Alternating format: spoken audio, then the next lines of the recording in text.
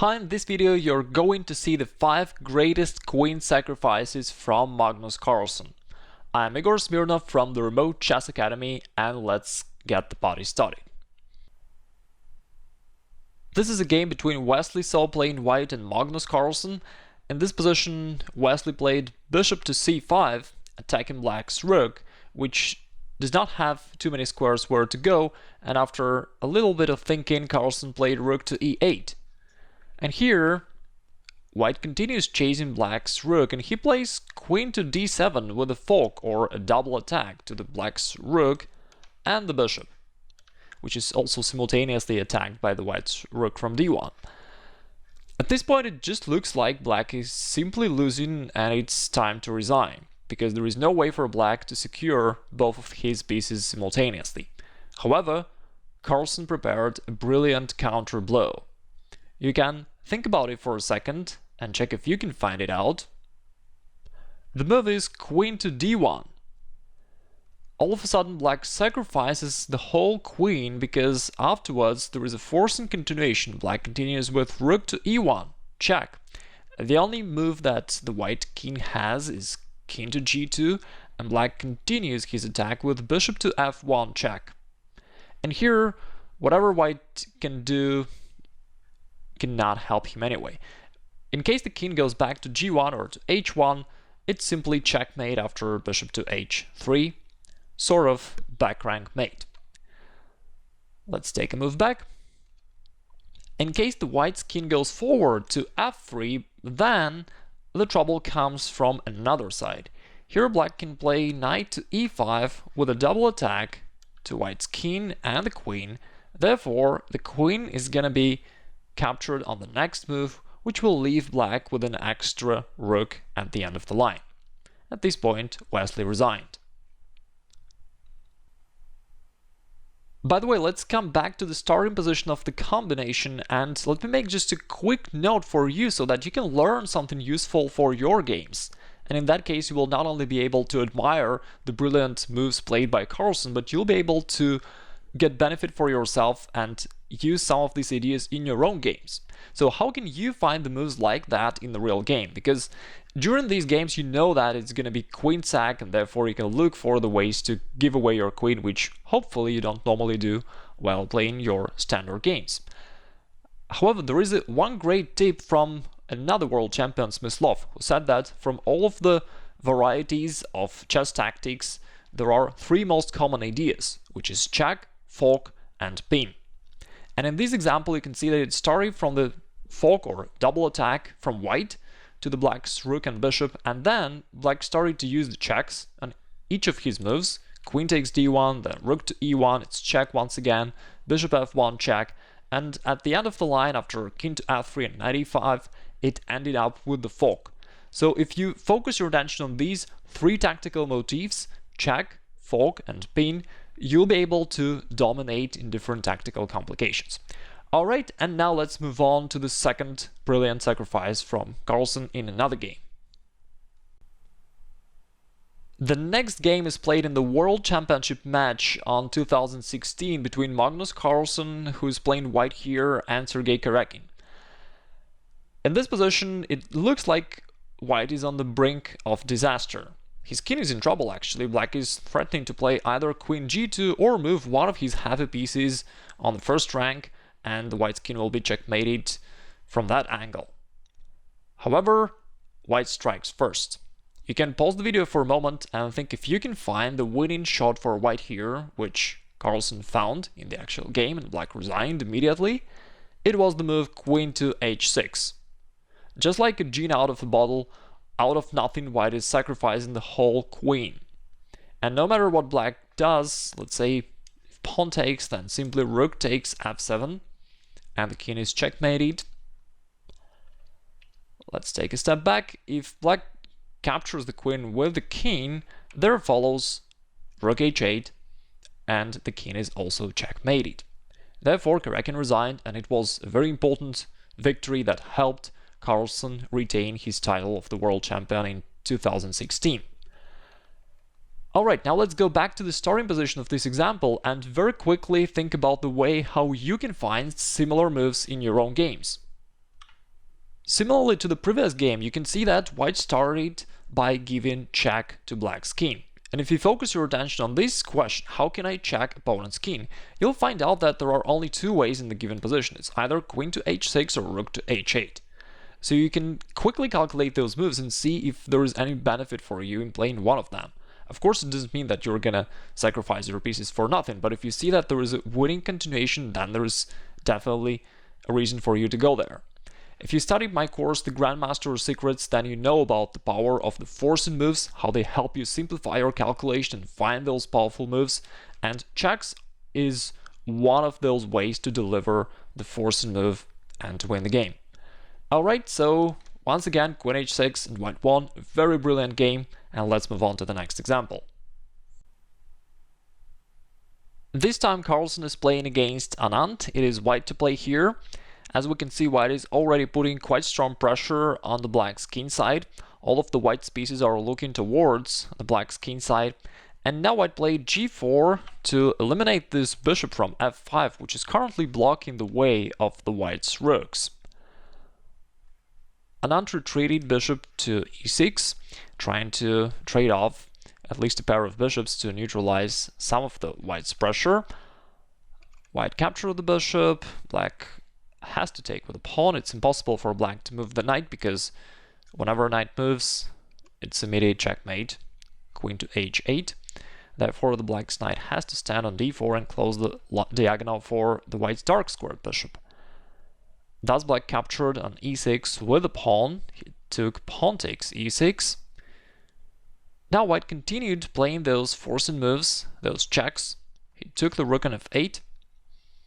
Black recaptured with the bishop, that's the only thing he can do really. And here comes knight to f6 check. At this point it's already pretty obvious that black's king is somewhat in big trouble. A lot of the white's pieces are starting to attack it. Anand played king to h8. Here it's interesting that in this position Carlsen actually missed the winning sacrifice, which he anyway played on the next turn. But it's anyway quite interesting to notice that, we all are human beings, and even Carlsen being the world champion and such a great player, he can also miss sometimes the tactical shots. So not only we are, you and me can miss them, Carlsen can do that too. Alright, here Carlsen played c3, and after knight c6 he finally found the winning sacrifice. And you can pause the video for a second and think if you can find the winning blow. It's a really brilliant sacrifice. Well, the sacrifice is actually quite tempting here because the knight is attacking the queen, so it's really easy for white to sacrifice the queen. You just need to find the right way to do that. And the way is knight e8 check. While doing so, white is checking the black's king, but at the same time, notice that the knight is blocking the line for the black's queen and rook, and therefore the bishop on f8 is left unprotected due to that interruption on the last rank. And in case black captures the queen, there comes rook f8 checkmate. Let's see if there's anything else that black can do. Let's say the king just moves back to g8. In this case, white can insist on giving his queen away by all means, and he can still play queen h8 and force black into the position that we have already seen before.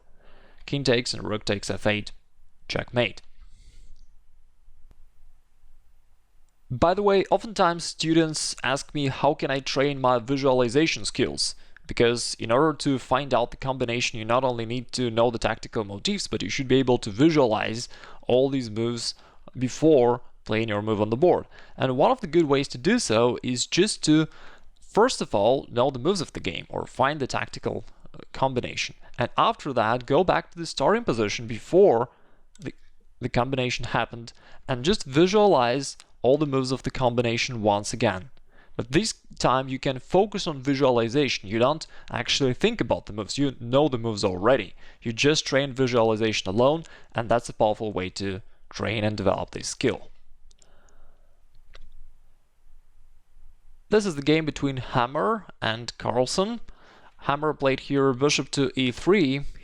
He noticed that the black's knight is almost trapped there on e2, and white just tries to capture it, and he tries to surround the knight first and then to capture it. So he plays bishop to e3 and black grab the pawn, and white continues rook e1, continuing his plan. At this point it's obvious that the knight has no easy way to escape from the threat. However, black has something totally different in mind. Can you find what Carlsen did here? Well, knowing that it's gotta be queen sacrifice, it may be not that difficult to find the move queen to h5. However, during the real game of chess, I imagine how hard it could be to notice a move like that. And after pawn captures, it's rook to h4, very beautiful checkmate, which is delivered with only two pieces, like a rook and the knight, in the middle of the game, which is quite a rare situation. Very beautiful combination and great play by Magnus Carlsen. And here's the final game from this video, where Carlsen was very young. He was 12 years old, and yet he was playing very powerful chess at that moment of time already. Black player is Hestad, is not a very well-known player, I think. Anyway, it is white to play, and Carlsen played knight to h6, starting to bring in his pieces towards black's king. Black continued with knight to g5, somewhat trying to trap that knight on h6.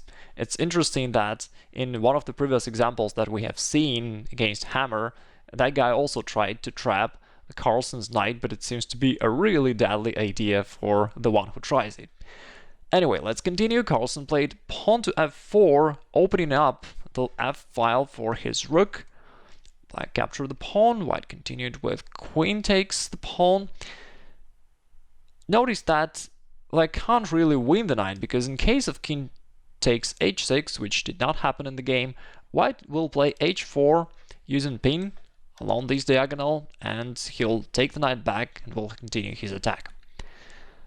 Anyway, in the game this did not happen. Instead, black played his own tactical trick. He played bishop takes h3. All of a sudden, black decided to grab a pawn and do something on the king side. It's quite obvious that he wants white to take the bishop, and then after knight takes h3, it is a double attack, fork on the white's king and queen. By the way, as we discussed earlier, notice how frequent these ideas are: check, pin, and fork. In many different examples, you'll see that these tactical ideas repeat over and over again, so it really makes sense for you to pay attention to them. Of course, Carlsen was not that naive, even though he was still young. After bishop takes h3, instead of grabbing the bishop, he just continued his attack. He played queen to h4, and now the bishop is already in trouble. Therefore, black has to take time to retreat with the bishop, and here Carlsen rushed into the very impressive attack. He started with pawn to e5, opening up another line, this time for his light-squared bishop, so that this bishop can also take part into the Carlsen's attack. Black captures with a pawn, and here comes knight h5. White wants to open up even more lines around black's king. Now, there are many lines that can happen here. I don't dive into all of the variations and sub-variations because it can take a lot of time, and it's actually a separate subject for a separate lesson probably, or even I have the entire course called Calculate Till Mate about calculating variations. So I don't dive into it here. Let's just continue with the sacrifices. Black recaptured with a pawn, and at this point I would like to challenge you to think about this position and to find the right continuation for white. Once done, you're welcome to leave your comment, or you can download the solution by clicking the button in the description of the video, where you can find this game analyzed and also the other games shown in this video. If you wish to have them in the PGN format, you can download them. Again, the link is in the description. So think about this. I challenge you to think and try to find the combination that Carlsen played in his game, and of course not only the first move of the combination but all of the variations. Think about it. If you can find it, that's gonna be pretty awesome, and the combination is really beautiful. After that, check yourself in the solution and I hope that you enjoyed this video. We've discussed a lot of interesting stuff here. If you liked it, then don't forget to subscribe for our YouTube channel.